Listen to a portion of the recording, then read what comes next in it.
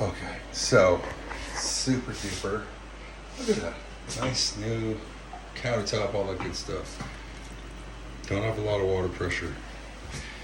And we got it on down there for both of them. And when you turn that over to new, we're on the cold side. What does that mean? We probably got some debris or something in the little flexi line when they installed it. So it pays to test it, and then we probably could disconnect it from down here and see if it's in this line here or if it's further down line. But that's how you figure it out, and that's why we check them. So we just want to see if the hot works, if the cold works, they're all hooked up right. In this case here, probably got a blockage of some sort. There you go. I'm just saying.